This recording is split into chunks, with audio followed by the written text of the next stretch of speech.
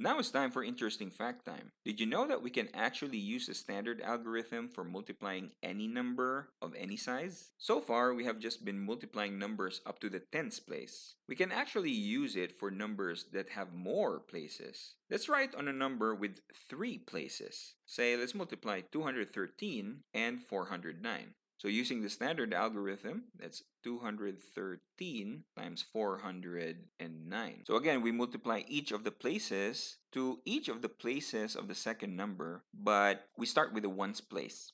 So 3 times 9 is 27. Let's carry over 2 and write 7 down here. 1 times 9 is 9 plus the carryover of 2, which is 11. Carry over 1, we write 1 over here. And next is 2 times 9, which is 18, plus the carryover of 1, we have 19. No need to write 1 as a carryover since this is the last digit that we are multiplying. Next, let's do the tens place. So 3 times 0 is 0. Again, we leave this blank since we are multiplying now in the tens place. And since actually what we're doing is 3 times 0 tens. So we just leave the ones place blank. But that's, in reality, that is a 0 over there. Next, we multiply 1 times 0, giving us 0 as well. And then 2 times 0 is 0 as well. Next, we multiply all the places to the hundreds place. So 3 times 4 is 12. Now, since we are multiplying in the hundreds place, we leave the ones place blank, and we also leave the tens place blank. So we start writing our answer in the hundreds place. So again, 4 times 3 is 12. It's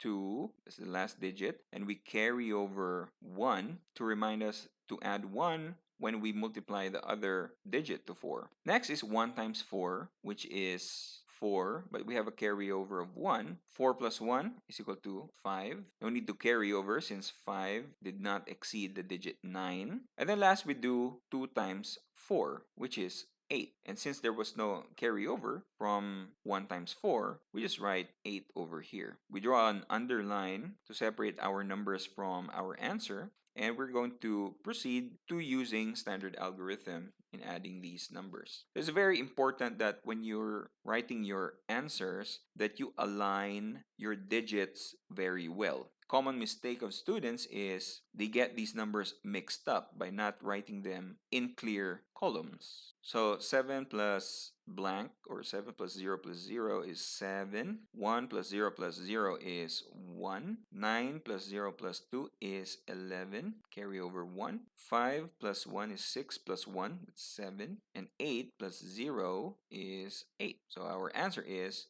87,117. And we did our multiplication, this time with 3 digits for our multiplier. If you found this video helpful, give us a like or a thumbs up. We will really appreciate it. Also, watch our other math help videos and playlists that we made for you. Keep on learning.